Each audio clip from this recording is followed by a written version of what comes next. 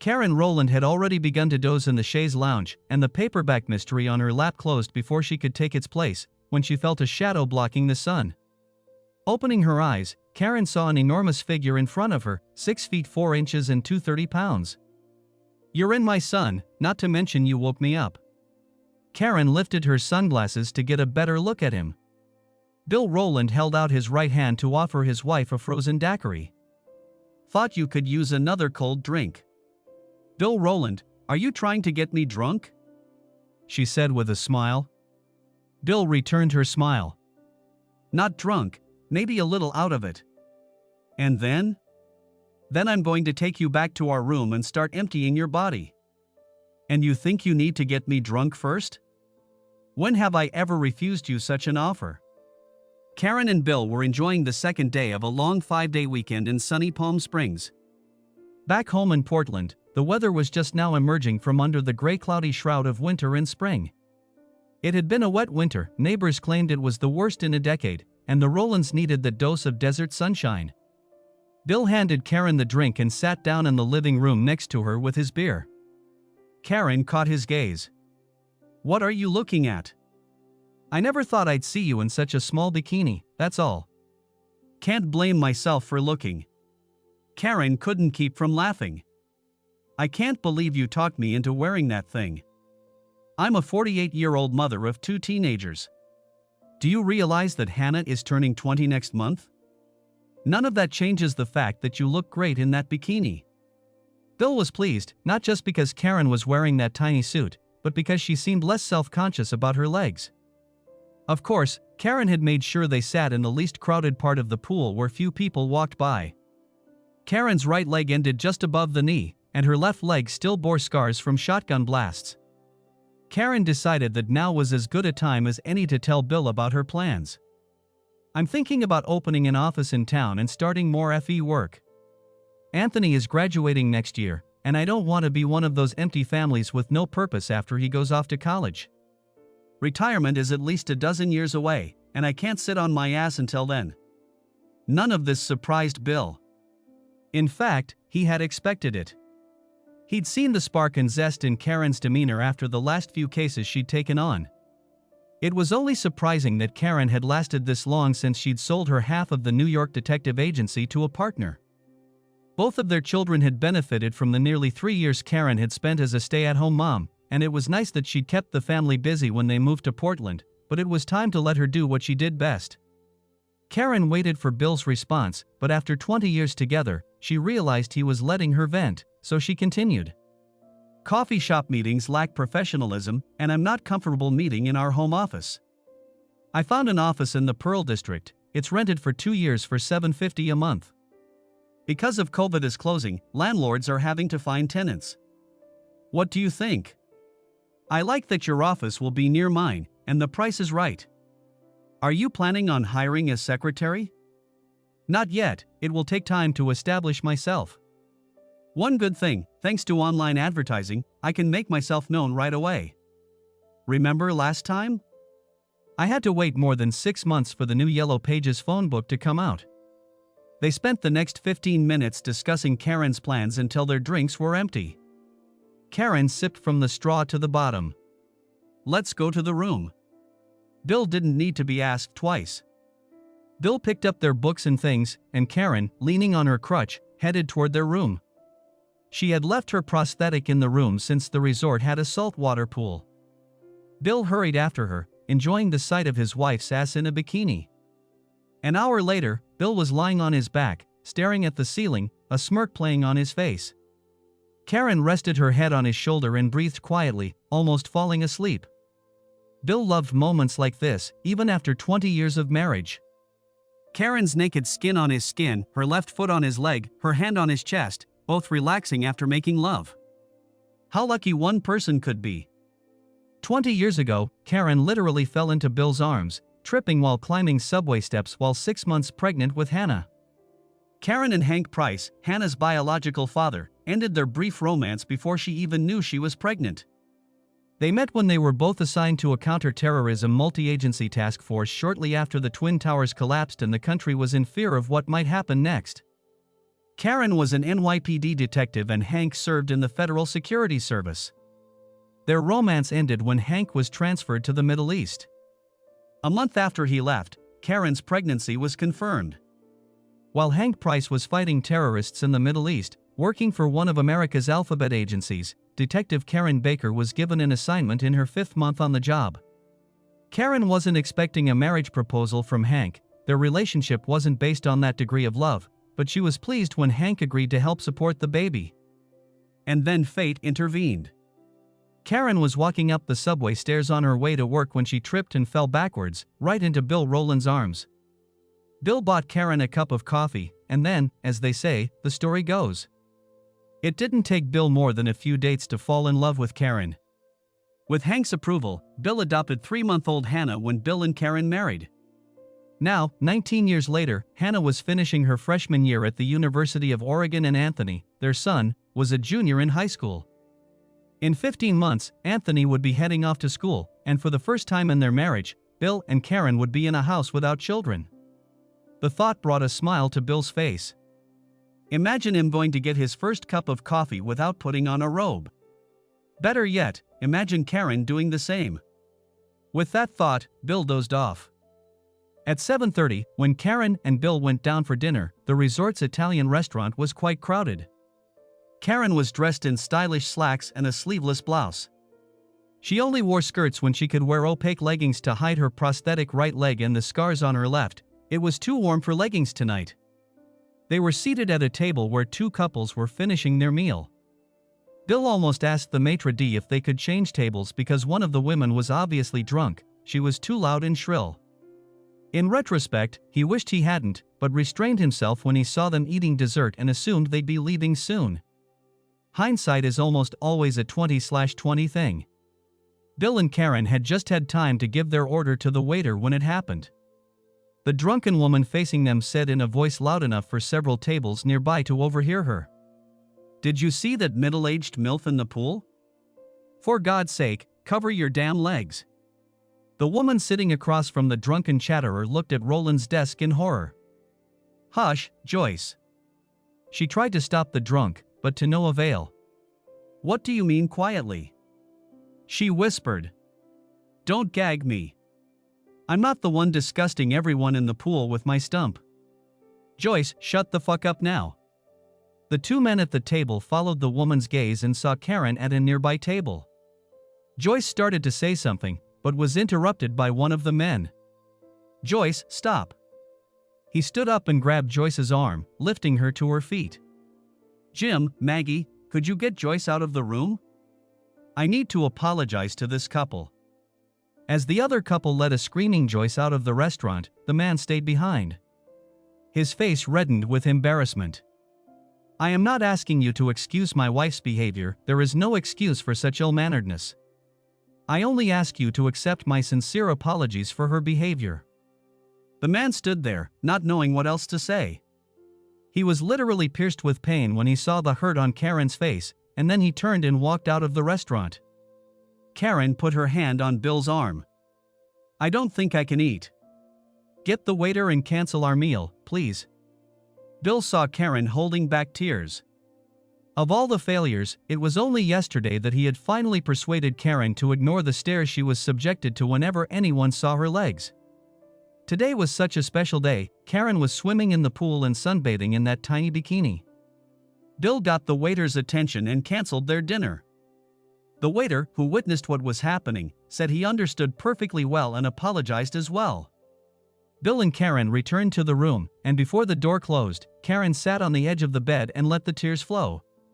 It was probably the 5th time in their 20 years together that Bill had seen Karen cry. He sat next to her with his arm around her shoulders and didn't say a word. Karen broke the silence. "Did I ever tell you that I was voted best set of legs in the school yearbook? Damn it, Bill, I had great legs." Bill did know about it. Karen's mother had shared the yearbook information with him when the 2 of them were sitting in the hospital waiting room while Karen was recovering from surgery to remove her right calf and foot.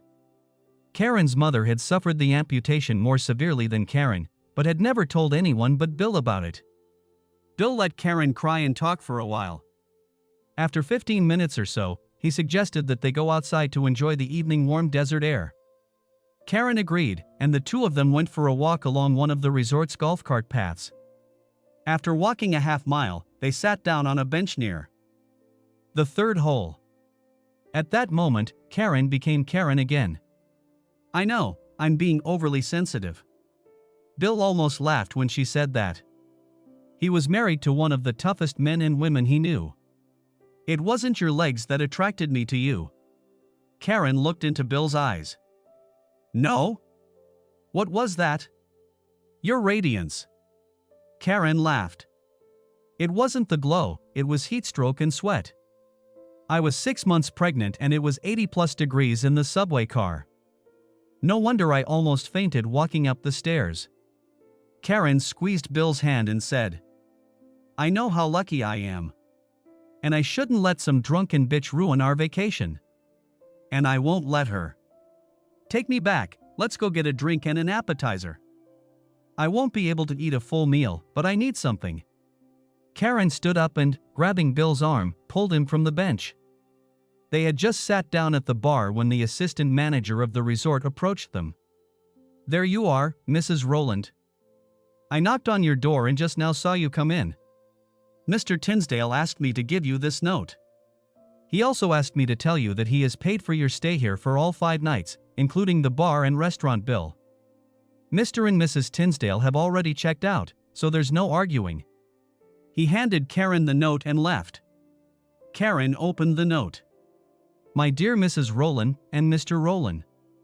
Mr. Avery gave me your name so I could address you directly. Please apologize again for my wife's drunken antics.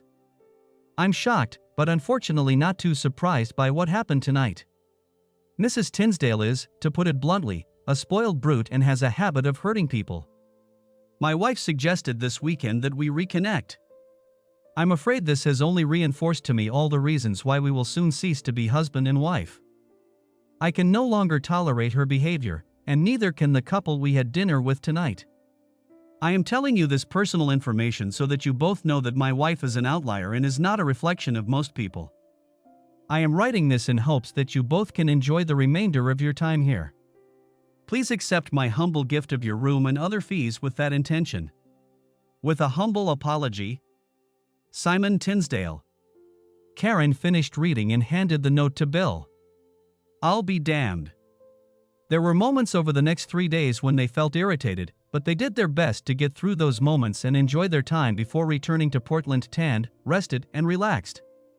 4 months later, Karen had spent the last half hour cursing her terminal. Whoever said the QuickBooks accounting program was a simple matter had his head screwed on straight. As she cursed her terminal, she saved some strong words for herself for being so damn illiterate. If it wasn't for Anthony, she'd be completely lost. Karen decided to wait until the weekend and let Anthony do the bookkeeping. Outgoing bills and bills that needed to be paid would just have to wait. On the bright side, at least there were invoices to send out. Less than 3 months after reopening her agency, things were going better than she'd expected. Rowland's investigations were generating enough profit to pay her rent and expenses, and she'd already contributed several thousand to Rowland's retirement fund. Not bad. Her old friend from the Portland Police Department, Captain Glenn Hutchins, was helping by referring clients to her. Several other officers, impressed with her work in solving Miller's murder, had done the same. Just last month, Karen was able to locate a 15-year-old runaway. The teenager was found living in the hills east of Eugene with a 25-year-old meth addict. Her parents were happy to have their daughter back, though Karen knew from experience that the girl would have to spend months in rehab. She had all the signs of Stockholm Syndrome. The hope was that she would make a full recovery before the meth addict got out of prison in 10 or 12 years. Personnel checks for half a dozen commercial clients still helped pay the bills. If the other business continued to grow, Karen would have to consider hiring a part-time employee to do more routine work. Not a bad problem to have on such short notice. Karen shut down her computer and was about to leave the office for lunch when the phone rang. "Good morning, Rowland Investigations, this is Karen Rowland speaking." "Good morning, Ms. Rowland. My name is Larry Parker. I have a situation that has arisen and I need your help." It has to do with a paternity issue. Can you meet to discuss it? I'm free tomorrow morning at 9 o'clock. Would that suit you? We can meet here in my office. I'll be there. Is the address on the website correct? On Northwest Marshall Street? That's it. Press 25 on your phone and I'll page you. I'll see you tomorrow at 9. Karen spent the rest of the day cleaning out her mailbox, preparing herself for what tomorrow might bring. At 8:30 in the morning, Karen parked the car and walked the 2 blocks to her office building. As usual, Randall was sitting in the doorway, his sleeping bag was rolled up and his 2 backpacks filled and ready to go. Good morning, Karen. Good morning, Randall. Randall stepped back from the doorway to give Karen a chance to open the door. Am I the first one in the building today? Randall picked up 2 bags, stuffing a sleeping bag into one of them. No, Mr. Nesbitt came by earlier. He said I could wait until then to move on. I hope you don't mind. Any trouble last night? No, pretty much everyone knows it's my place now. Randall is one of the many homeless men who have made Portland their city. When Karen first started renting here, there were 2 or 3 men who fought for the right to sleep in the sheltered doorway of this building. One of them was particularly vicious. He refused to budge when any of the tenants or their guests tried to enter the building. He also had a nasty habit of urinating in the entryway. Calling the police was a waste of time, so Karen made arrangements with Randall, who seemed the most well-mannered, not to mention the largest of all the men. Karen paid Randall $150 a month to make the entryway his own, keep it clean, and vacate it in the morning when the tenants showed up. The other 2 tenants in the house showed Karen their appreciation by sharing the cost with her. Karen had just finished brewing coffee in the coffee maker when the bell rang. 12 minutes early, she thought, must be worried. Karen paged Larry Parker. Larry Parker sat at his desk, holding a cup of fresh coffee in his hand. Mr. Parker could best be described as average. 5'10" tall, brown hair cut short, brown eyes, medium build, neither handsome nor plain. Such a man might pass by on the street a dozen times and not be noticed. Mr. Parker could be called ordinary, but the reason he needed help was unique. Karen took notes while Parker spoke. 10 years ago I met my wife, Julie. Parker paused. When I say my wife, I mean my ex-wife. She died 4 months ago. She had a congenital heart defect that was never discovered, never treated. She was only 29 years old. Parker paused again. Karen reached for the box of tissues because he looked like he was about to cry. Parker pulled himself together and continued. When I met Julie, she was working as a waitress at the diner where I always had breakfast. She wasn't wearing a ring, so I asked her out on a date. On the second date, she surprised me by informing me that she had a 1-year-old son. It was hard to believe because Julie looked too young to have a child. It turned out she was only 19. I met the boy, Gunnar, the next day. He was the sweetest kid, so happy. Everyone thought I was crazy to keep dating Julie. I was only 22, and most guys my age weren't interested in starting a family, much less raising someone else's kid. Larry Parker stopped to take a sip of coffee. He couldn't know what Karen was thinking at that moment about the fact that Bill Rowland might have been a little over 22 when they met, but Bill had not hesitated to adopt and raise Hannah, her child conceived by another man. Parker set the coffee aside and continued his monologue. Julie didn't talk about her past, just said she grew up in Ohio, that her mom died when she was 13 and her dad died when she was 17. She said that Gunnar's father left when he found out she was pregnant. Call me naive, but the lack of details kept me on my toes. I was head over heels in love with Julie and with Gunnar. We got married a year later and everything was great. Julie got her GED and started working as an administrator at the State Farm Agency here in Portland. I graduated from Portland State University and worked as a systems analyst for Nike. I work remotely. I adopted Gunnar within the first year of getting married, and Gunnar and I get along great. I'm his dad. Everything was fine until 4 months ago when Julie's heart gave up on her. I won't lie to you, it was hard, but Gunnar and I always had each other's backs. Then, 3 weeks ago, I received a subpoena for Gunnar's DNA testing.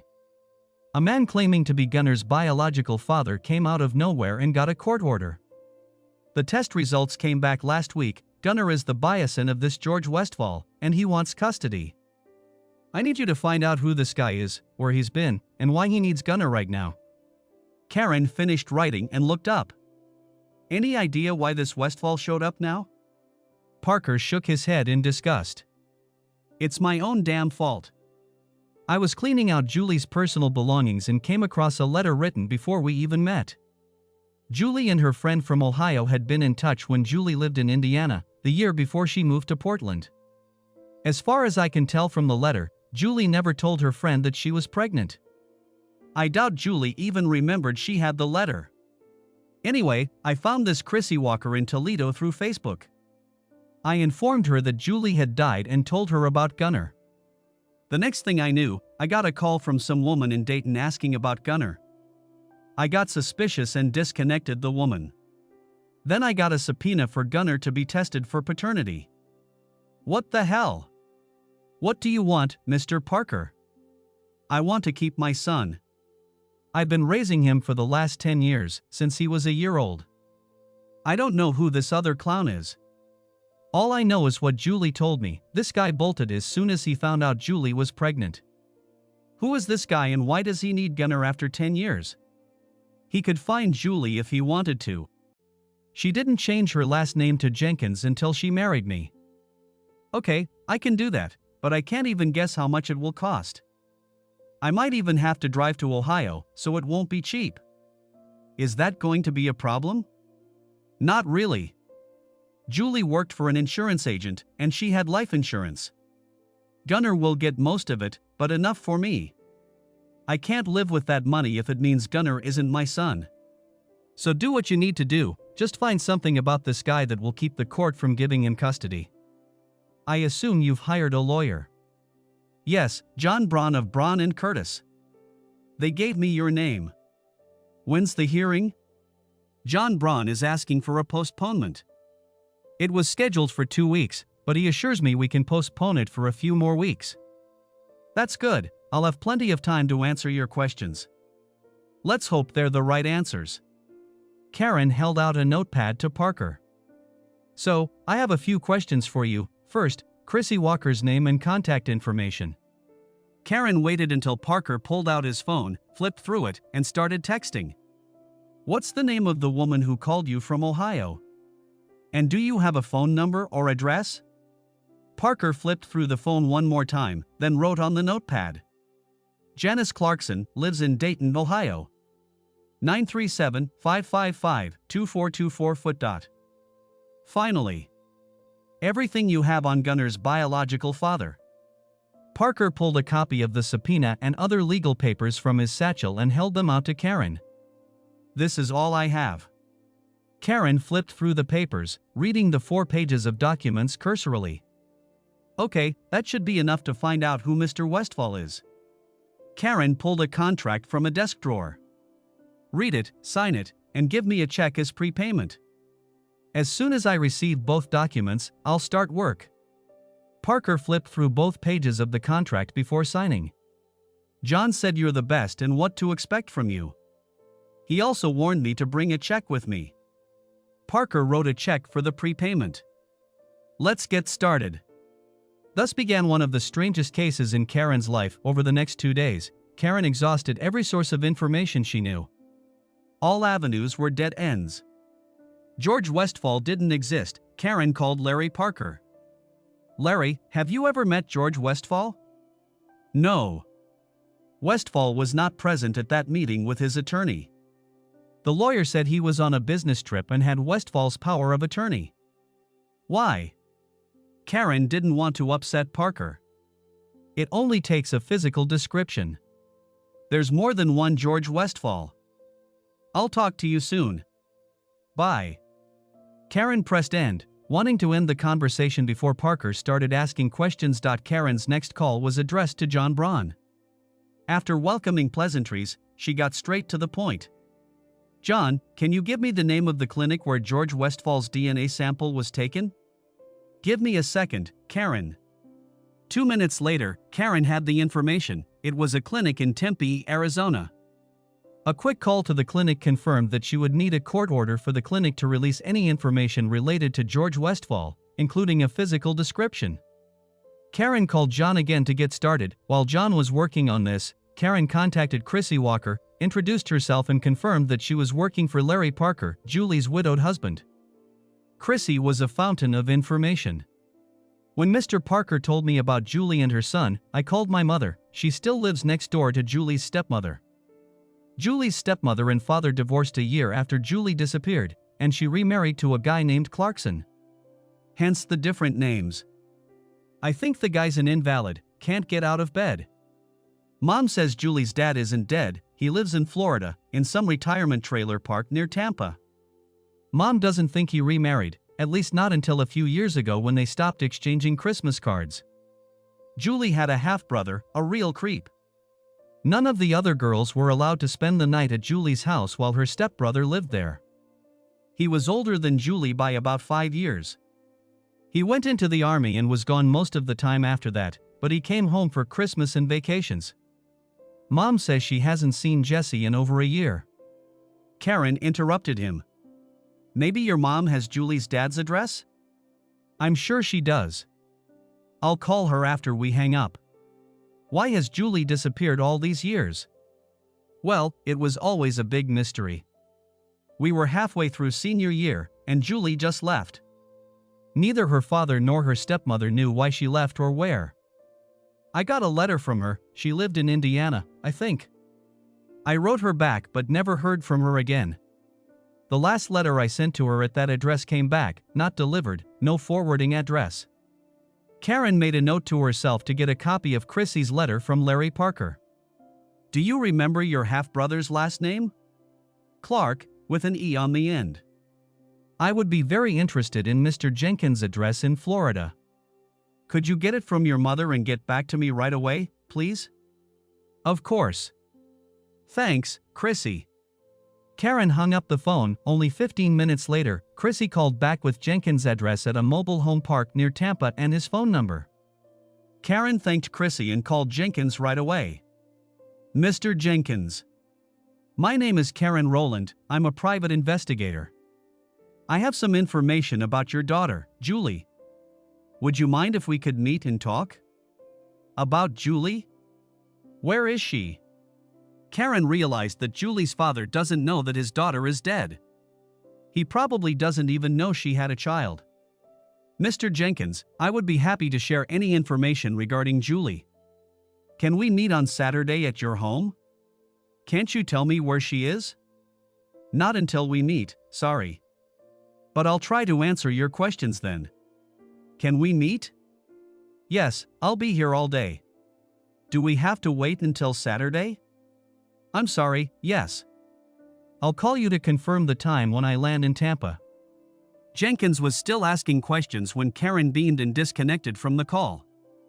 I'll see you Saturday, Mr. Jenkins, goodbye. Karen booked a flight to Tampa and then called Parker to ask for a copy of the letter.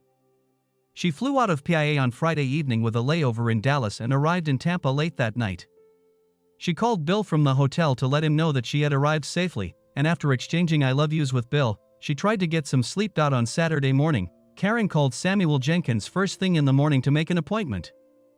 Jenkins was so anxious for news about his daughter that he told Karen to come right over. Thanks to the GPS app in her rental car, Karen was able to find Jenkins' trailer within an hour. No sooner had she gotten out of the car than the door swung open and a wiry older man with thin gray hair rushed toward her. Mr. Jenkins, I'm Karen Rowland. Jenkins stopped in front of Karen, extending his hand in greeting. The old man's face was hopeful. Let's go inside and sit down, Mr. Jenkins.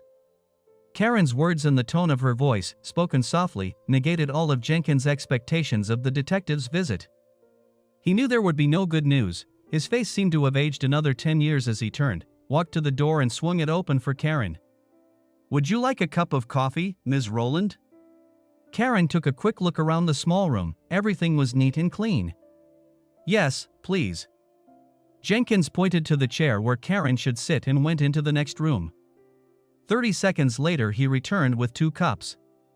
Cream or sugar? No, just black. Thank you. As they sat facing each other, Karen thought with horror about how to say the next sentence. "Mr. Jenkins, I am very sorry to inform you that your daughter, Julie, has died. She was suffering from heart failure."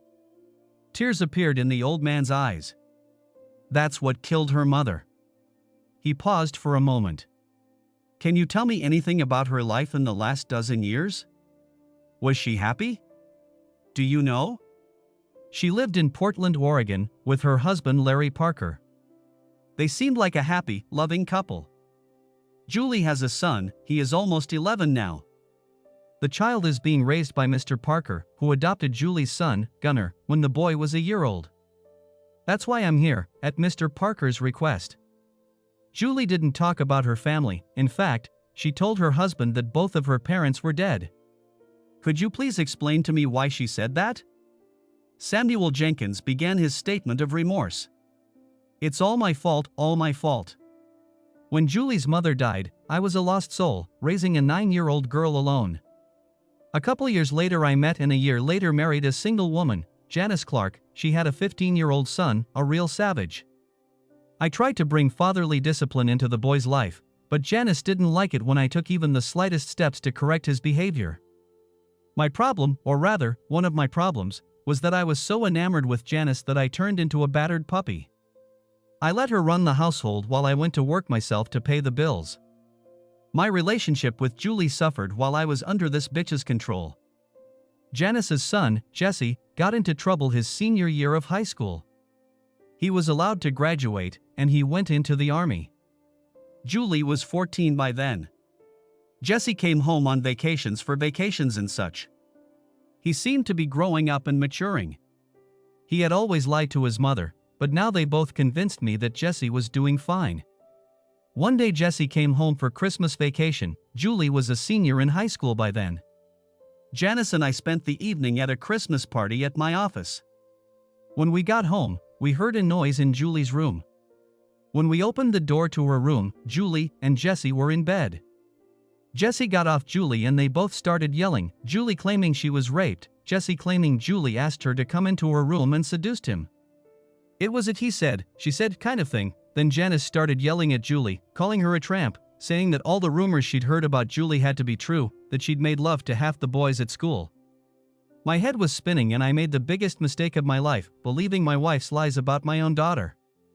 Jenkins stopped and looked across the room at a wall littered with framed photographs.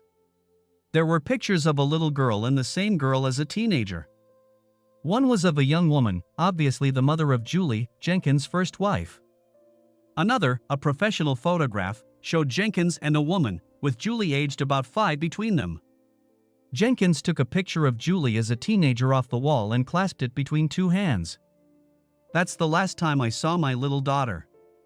A week later, she was gone. Karen finally interrupted Jenkins' soliloquy. When did you learn the truth? Not anytime soon. Jesse went back to Camp Bragg in North Carolina. It wasn't 2 months before I found out Janice was a lying sack of shit. Janice tried to keep it from me, but I found out that Jesse was having problems with the army.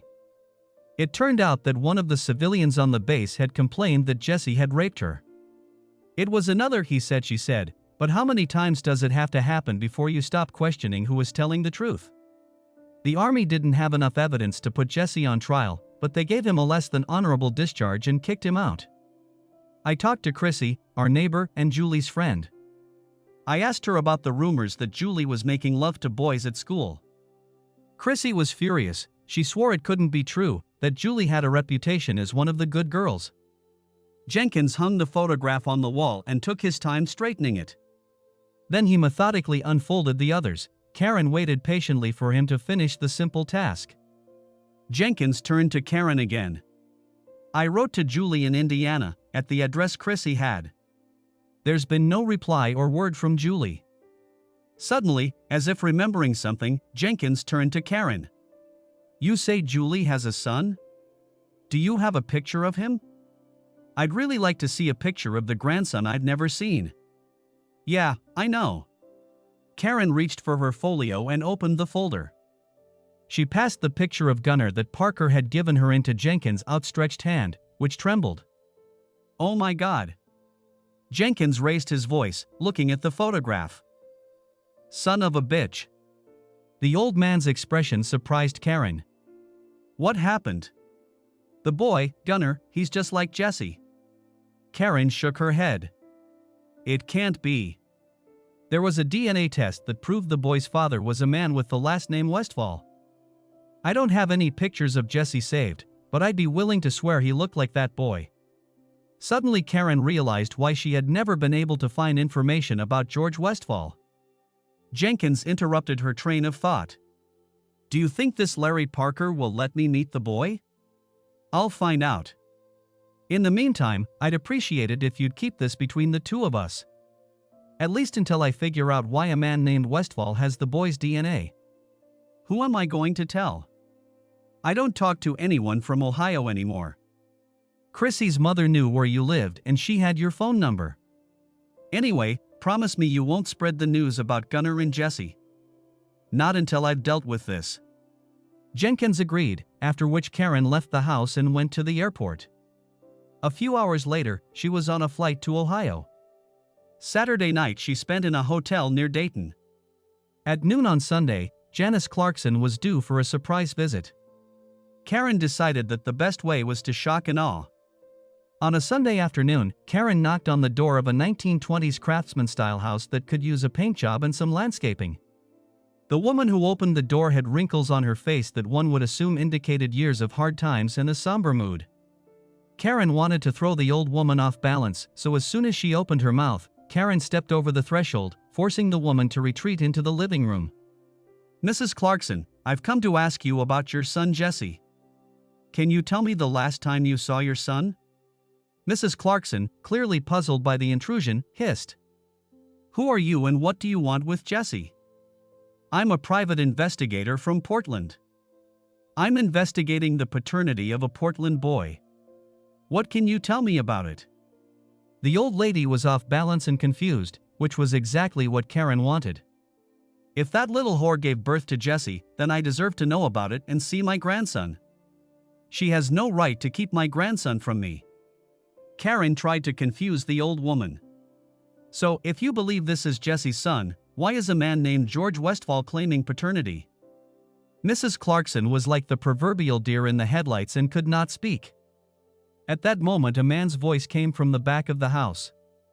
Janice, who are you talking to? Come here.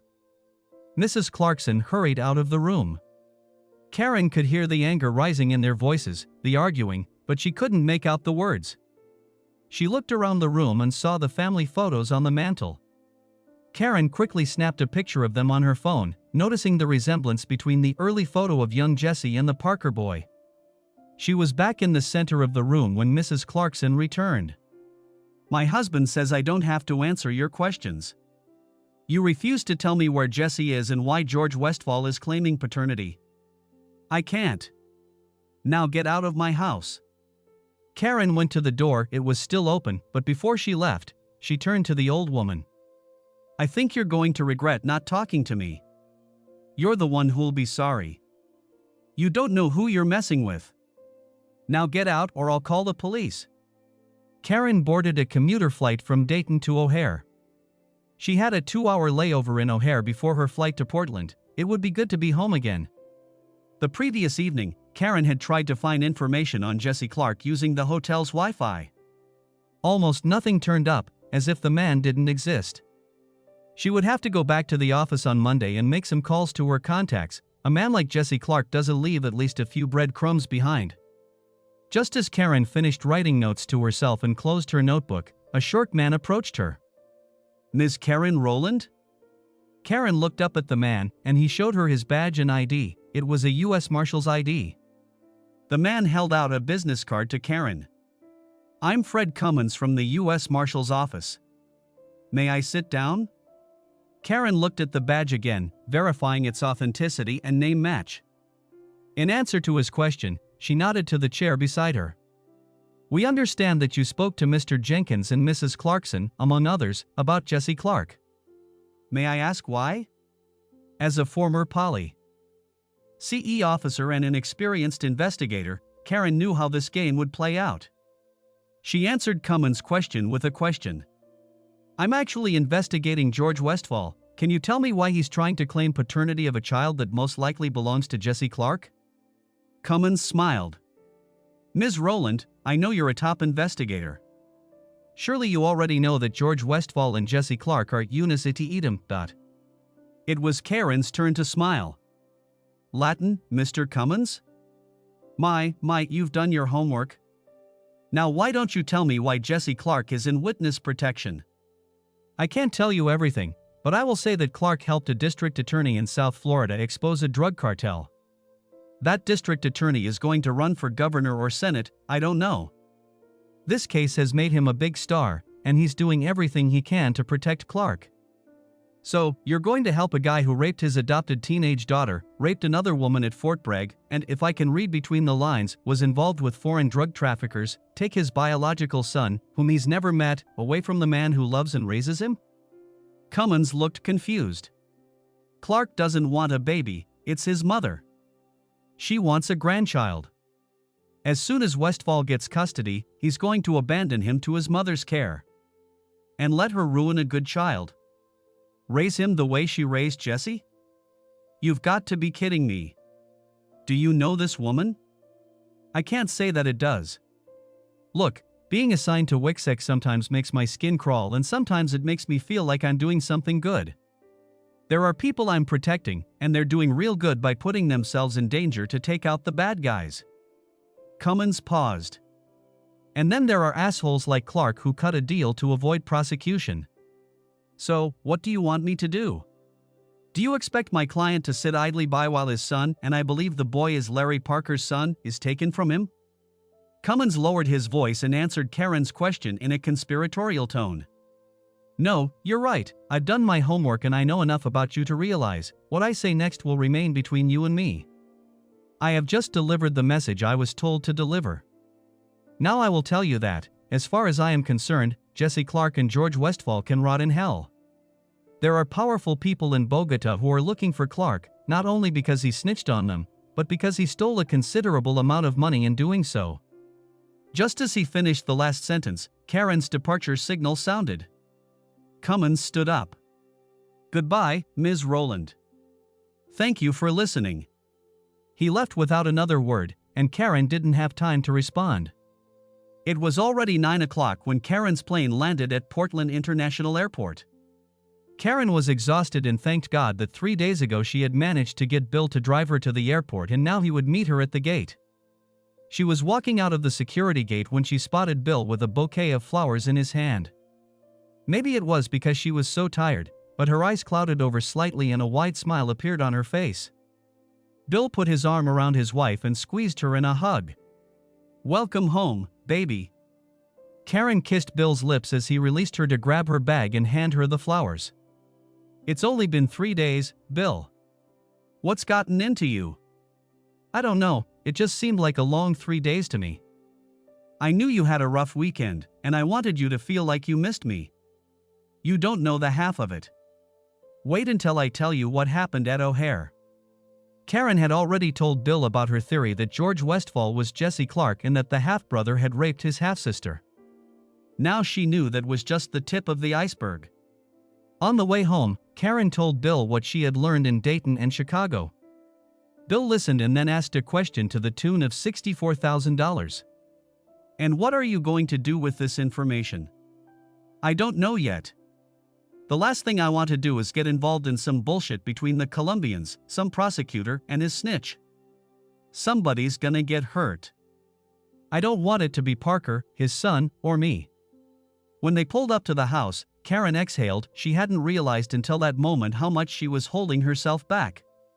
As they walked through the door, Anthony greeted her with a hug. Mother and son spent 15 minutes talking about how Anthony had spent the weekend, including the latest news about the girl Anthony was dating. After Karen had showered and changed into comfortable lounge clothes, she went downstairs where Bill was sitting in the living room with a glass of wine waiting for Karen.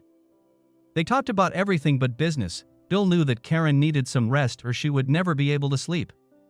After only 10 minutes, Bill had Karen bursting into uncontrollable laughter as he recounted the latest antics of the young couple living next door. Tom Taylor had spent Saturday morning in the garage painting outdoor furniture until Amy Taylor noticed that paint had gotten on the side of their Mercedes. Amy's new SL? Aha! What did she do? I was out front digging up that bush you wanted to remove when I heard her scream. I walked over and saw Amy grab a can and douse Tom's shirt. I was about ready to intervene when Tom ripped off his shirt, grabbed Amy, and carried her into the house screaming that he was going to repaint her car. Karen laughed even harder. Damn, those two are the sexiest couple in the world, everything turns them on. Yeah, but they've only been married a year. Wait until they have kids. That didn't stop you from being a horn dog, Mr. Rowland. That's because I'm married to you. Karen stood up, tiptoed over to Bill, and plopped into his lap. They were just kissing when Anthony came in to say goodnight. You two again? Do me a favor and keep it down, please. Bill replied, no promises. He picked his wife up in his arms and carried her up the stairs. It was a good night. 1,000 miles south of Portland, as Bill picked up Karen at the airport terminal, Jesse Clark hung up the phone, listening to the last half hour of his mother sobbing, berating him for all the lost years she had not known her grandson. When she wasn't crying, she was screaming for him to do everything he could to get the boy into her custody. Ma, I'm trying. But you know I have to be careful, the guys are still looking for Jesse Clark, and I'm already breaking the rules of my agreement with the feds by trying to get custody as Westfall. If people find out about the connection, I'm screwed. Well, this detective must have made some sort of connection with Jesse, otherwise why did she show up here? We don't know that yet, Ma. But as soon as the words left his lips, Jesse realized that this Rowland lady must, if not know, at least suspect. Time to contact Rowland. Jesse immediately looked up Karen Rowland on the internet.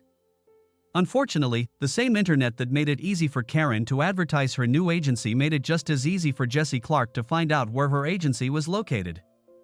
And so Clark would book a plane ticket to Portland first thing Monday morning.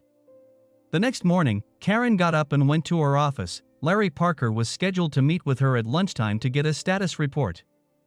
Although the information could have been conveyed over the phone, Karen felt that a face-to-face meeting was the best option, especially given the information and the way the bills were piling up. When Karen opened the door, she saw Randall across the street, standing in front of the grocery store with his hat in his hand, silently begging people as they passed by. Randall saw Karen and waved hello. Neither man paid attention to the large man standing 2 doors down the street. Not a few minutes later, another tenant showed up. Jesse snuck into the building, explaining that he had an appointment with a detective on the 2nd floor. As he climbed the stairs to the 2nd floor, Jesse was pleased to see that the door to Rowland Everest's was open. Stepping inside, he saw Karen sitting at her desk looking through some files. Intimidation was Jesse Clark's specialty. He stood in front of her desk and puffed out his chest, giving himself an imposing look. I want you to stop harassing my mother, stay out of my business, and tell Larry Parker you are no longer on his case. Jesse pointed his finger at Karen, uttering his threats. It was easy for a big guy like Clark, used to bossing women around, to underestimate a woman like Karen. 5'7" tall, weighing 130 pounds, she didn't inspire physical fear. The fact that she was well trained in martial arts and was a marksman was not apparent when looking at this pretty woman. It all happened so fast that Clark didn't have time to blink an eye. Karen pulled her finger back to his hand without breaking it, simultaneously pulling a gun from under the table and pointing it at his face. Get out of my office. Clark couldn't believe his eyes, everything turned over in his head. That skinny bitch is ordering me around, he thought to himself. No woman orders Jesse Clark around. Who the hell does she think she's dealing with? He backed away from the office as Karen held her gun at the ready. Clark uttered aloud. You'll be sorry, Rowland. To himself he added, you have no idea how much, bitch. Jesse Clark vowed that he would never underestimate this woman again. He wouldn't take any chances the next time they met. And he swore there would definitely be a next time. Karen took a minute to get her breathing back to normal, got up and locked the door. She pulled a business card out of her wallet and made a call. Fred Cummins answered the phone. Cummins, this is Karen Rowland. Your boyfriend just came into my office and threatened me. All bets are off. You might want to let him know that. Maybe he'll be smart enough to realize it. She hung up before the marshal could respond. If he'd said anything, it would only be, "I doubt it." Jesse Clark was a pain in the ass, and deep down Cummins hoped George Westfall would just disappear. Karen had made her decision, and her next call was to Hank Price. She'd spent 20 minutes analyzing everything she'd learned up to that point, including the fact that Clark might be a threat. "I know you have contacts in the DEA, maybe you can find a contact with the Colombians that I can meet with?" Usually Hank tried to reassure Karen, but now it was different. No one was threatening his daughter's mother or his best friend's wife. "I'll be in touch with you. In the meantime, be careful." Hank hung up. Hank arranged everything. That same night, Karen informed Bill that she was going to New York and why. It was late in New York, 1 o'clock in the morning, when Bill dialed Hank's number. Hank picked up on the first ring. "Yes? Hank, this is Bill. Karen just told me what you two have planned. Will she be safe? I will do everything in my power to guarantee it. I can't lose her, Hank. Is it really that necessary to have her there? You know her, you married her." Hank chuckled. "She thinks she should be there, if only to cover for me. I understand. I wouldn't let her do it with anyone else, you know that." "I know, and that's why I won't let anything happen." "Thanks, Hank, good night." "Good night, Bill." They both hung up. 4 days later, Karen was in New York. She and Hank had a meeting with one Carlos Castillo. In the past 4 days, Hank had been able to confirm that Jesse Clark was in hiding not only because he had turned over evidence against his former employers to the state, but also because he had stolen at least $4 million from them. The Colombians were anxious to recover as much of that money as possible and would surely offer a reward to whoever helped them get it back. The meeting was held in an executive airport hangar. The elegant private jet contrasted with the 7 folding chairs arranged in a circle. When one of the Colombians tried to inspect them for weapons, Hank refused. "What, you think we're stupid enough to start a firefight here? There are 5 of you here, as far as I can tell. You all keep your weapons and we'll keep ours." Turning, the Colombian saw one of the men in the circle nod in agreement. Hank and Karen joined the men in the circle. As much as her feminist sensibilities bothered her, Karen was a realist. Having dealt with this macho culture in the past, she let Hank do the talking. Introductions were made and Hank began negotiations. "If we could give you the name he's using now, and a good idea where to find him, what's the finder's fee?" Karen was surprised when the man introduced as Arias answered instead of Castillo. "What do you suggest?" Hank replied. 10% is pretty standard." Almost everyone in the circle was stunned when Arias objected. "Or I could just torture you both until one of you talks, and then my boss would save 10%. I might even get a bonus." Hank reacted coldly. "That would be short-sighted of you. Karen and I have friends, she has friends in the New York police force, I have friends in the drone force. My friends at Langley know we're here and that I'm talking to you. Some of those friends would welcome any excuse to do a Bruce Willis job on your boss in Bogota by flying a drone up his chimney." Arias realized that he had gone too far. He looked nervously back at Carlos, who was still silent. Arias tried to come to his senses. "I thought we were negotiating. You asked for 10%, I said no." Carlos broke the silence and said something to Arias in Spanish, then turned to Hank and Karen. "Please excuse my young comrade. He's been watching your Hollywood gangster movies, and because of his youth he thinks that if he talks tough, he will earn the respect of others." Hank smiled at Carlos, knowing that this was the man who made the decisions. "We were all young once." Carlos smiled back. "Yes, I decided to give him a chance to learn today. A chance to grow. He's going to be fine. He has a good teacher." Arias listened to the conversation between the two men, realizing that this was how those in authority showed respect and power. He also realized that during this conversation neither man had disrespected him in the presence of the others. Arias learned something that day. Carlos asked Hank. Do you think 5% is enough? We're going to have significant expenses before we get anything back. Hank looked at Karen, who nodded in agreement. 5% is good. How are we going to pay? They will be transferred to an account in the Caymans. Whatever we get, 5% will be paid within a month. Hank didn't need to ask why they could trust the Colombian. He already knew Carlos Castillo was a man of his word, despite how he made his money. As Karen and Hank drove, they talked. It's drug money, of course. Hank expected her to do just that. If you feel bad about it, give it to a worthy charitable organization. No one says you have to keep it. How did you get so damn cynical? Come on, Karen. It might have something to do with the fact that you worked for the government for so long. Do you know how many politicians have become millionaires while working for Congress? Do you think all that money came from legitimate sources, always from altruistic motives and for the benefit of the citizens they supposedly serve? At least I don't pretend to work in the interests of the common man. You're cynical. What about Clark? Any doubts?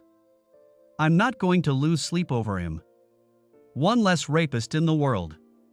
Hank glanced at Karen as he drove. Now who's the cynic? They crossed the bridge and returned to Manhattan. Hank broke the silence. When the deposit comes in, give me a third. Do what you want with the rest. I was going to split it with you 50-50. I know you did, but you deserved it. You know you can't bring money into the States, right? What do you suggest? Spend it in the Caribbean. You and Bill can have the vacation of a lifetime. Get out of the damp Portland winter and swim in the warm blue sea. It sounds great, but I think I should wait and see what happens before I spend the money. A week passed, and still no news. Karen tried her best to reassure Larry Parker. Without promising anything, she tried to assure him that everything was in place to make sure he didn't lose Gunner. But the paternity and custody hearing was still 2 weeks away. Parker was starting to get nervous, and Karen, if she could admit it, was too. Bill dropped Karen off in front of her house. The first thing that caught her eye was that Randall wasn't at the door, which meant he'd either spent the night in one of his girlfriend's tents, which he was prone to do from time to time, or one of the other tenants had arrived early in the morning. The concept of postcovision and remote workspaces made it impossible for companies to rent offices here. Only 5 offices were occupied in the entire building, and rumor had it that the top 2 or 3 floors that were now empty would soon be converted to condos rather than offices. When she entered her office, she had no time to react to the discharge of electricity. Her consciousness flashed with a bright white light and then went black. When Karen awoke, she found her hands and left leg tied to a hard chair and her mouth gagged so she could mumble something but not scream. When her vision cleared, she saw Jesse Clark standing in front of her with a large Bowie knife in his hand. You awake, Karen? Good girl. It's time to have some fun. Well, I'm having fun, but you're not so much. Clark saw Karen's eyes stare at the knife. Oh, did you notice the blood on the handle? I didn't have time to clean it after I got rid of that bum squatting in your entryway. Maybe they'll find his body when it starts stinking up the dumpster in the backyard. Clark moved the knife from her face to her breasts. Karen followed the movement of the knife blade and only then noticed that she was wearing only her bra and panties. Clark continued his threats. The thing is, I've never understood guys who worry about whether their partner is enjoying sex. Maybe it's just me, but if I'm enjoying it and getting turned on, that's enough for me. The blade slipped under the clasp of Karen's bra. The blade must have been sharp, because the fabric parted and the 2 cups fell down, held down only by the straps. Karen tried to say something, but the binding in her mouth made the words unintelligible. That made Clark smile. And that bitch at Fort Bragg, she didn't like it, but I did. I'm sure you've heard of her. Same with my arrogant stepsister. And with many others since then, and now you. The difference is that they've all survived it. You, unfortunately, haven't. He ran the blade through Karen's panties, pressing the point against her skin. Turning the blade, he cut the right shoulder strap at her waist. Clark leaned back. Have you realized where you are yet? He paused. We're on the 5th floor of your own building. There are 2 empty floors between us and any of the occupied offices. You'll be able to scream, though not loud enough for anyone to hear you with that bundle in your mouth. I thought about using a gag, but then I take away the pleasure of your moans, or are they moans? The sinister smile never left Clark's face as he approached Karen again with the knife. Time's up, let's get down to business. We have a few hours until your hubby comes back to pick you up. See, I did my homework too. Clark started to unbuckle her belt with his left hand. As the blade approached the left side of her panties, Karen heard a pfft and saw the dart in Clark's neck. What the? Was all he could manage as Clark reached for his neck with his free hand and then fell to the gr. Ound. 3 masked men appeared in Karen's field of vision, picked Clark up and dragged him away. Carlos then walked over to the chair, holding Karen's blouse in his hands. Let me take these off. Carlos used his Bowie knife to cut the plastic straps, untied the ties at her mouth, and held out Karen's blouse. I'm sorry we couldn't get here sooner. I'm just glad you came when you did. Karen put on her blouse and was pleased when Carlos, without looking at her nakedness, handed her prosthesis and pants from the floor. Fausto was watching the building and called as soon as Clark showed up this morning. We had people watching his house in Tempe, your office, and your house. We didn't know where he would show up, so our plane sat on the tarmac in Sacramento waiting for the call. As soon as Fausto called, we flew right out. Are you okay? Embarrassed, but it's okay. I can't believe I let him act like this. Where are you taking him? Overseas, it's better for you to know nothing. We must find out where our money is and ask him to return it to us. That's why Fausto wasn't allowed to intervene when he saw you being taken away. He had strict instructions not to interfere until we arrived. I'm sorry. If it had gone any further, I'm sure Fausto wouldn't have tolerated it. He was caught between a hammer and anvil. Karen understood what it was like to work for a man with Carlos' reputation. Give Fausto my thank you. I have to leave to catch my plane. I have a big favor to ask of you. Can you wait 3 hours before contacting the police about the man in the trash can? It will take us that long to clear U.S. airspace. You know about Randall? Yes, Fausto didn't have time to intervene before Clark killed him with the knife. Once again, I apologize. Do you think you'll have a problem with the U.S. Marshals? I can wait until I call, but I'll probably ask my husband to take the day off and sit with me. I won't have a problem with the Marshals. That prosecutor in Florida will make a fuss, but he can shove it up his ass. Carlos couldn't help but grin. This gringa had grace and courage. She reminded him of the woman he had once fought with for a year in Nicaragua. He had been an idealistic 20-year-old fighting against the Contras, and had fallen in love with this woman, even though she had never treated him other than as a younger brother. Goodbye, Karen. He kissed her forehead. You'll know if the accounts are credited, but I doubt we'll ever see each other again. He turned away. Karen thought to herself, cops and criminals. How many times in her life on the right side of the law had she had respect for the person on the other side of that line? And yet at the same time, she wouldn't hesitate to send that same person behind bars if given the opportunity. Karen walked down the stairs and into her office. She picked up the receiver and made a call. Bill, can you take the day off? I need you. Epilogue. Karen waited with Bill until 4 hours had passed and then made an anonymous call to the police about the man in the dumpster. No one claimed the body or responded to a private message about Randall Harvey's death. Karen paid for Randall's cremation and scattered his ashes at Empty Hood a month later. Randall spoke more than once about why he chose Portland, so I could see that mountain on a clear day. Karen waited until the next morning to inform Larry Parker that he probably didn't need to worry about George Westfall. My sources have informed me that he has decided to go back underground and leave the country for good, was how she put it. When George failed to show up for his hearing, Larry was granted permanent custody. Janice Clarkson called several times but was told she would never see the boy. Her attempt to steal the boy from Larry was the nail in the coffin lid. Samuel Jenkins was allowed to meet his grandson. He took an Amtrak train across the country and spent a whole week in Portland. One day he called Karen and asked to see her. Thanks for softening Larry up for me. I know you did, that's what he told me. Mr. Jenkins, you can't spend the rest of your life berating yourself for something that happened over 10 years ago. Yes, I can. Julie was a good girl, and after her mother died, she relied on me to keep her safe. And I failed her. I pray that heaven exists, that Julie will be there with her mother. She deserves heaven. My problem is, if there's a heaven, is there a hell? Because that's where I'm going when I die. Then I start praying that God doesn't exist because I know that a just God will punish me for not protecting my daughter. Karen took a moment to gather her thoughts before answering. Almost every religion allows for repentance and salvation. If I were you, I would talk to a priest, minister, or rabbi. You need to forgive yourself if you are truly repentant. I didn't know Julie, but from what Larry told me, that's what she would want to do. She ran out of time, that's all. Jenkins looked up from his coffee cup. You remind me of Julie's mother. She had a way of saying something kind, even if it was just wishful thinking. That's why I was so confused after she died. Thank you.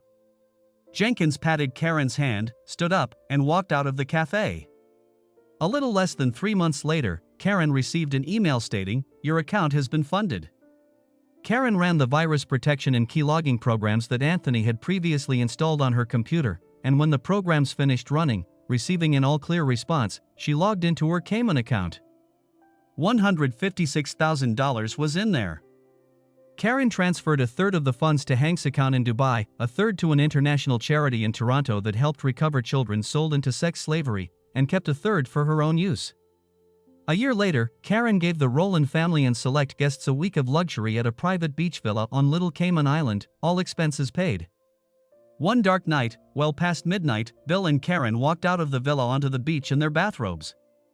There were a billion stars in the sky on this cloudless, moonless night, and, except for one small 15-watt bulb by the villa's front door, no artificial lights to spoil the view.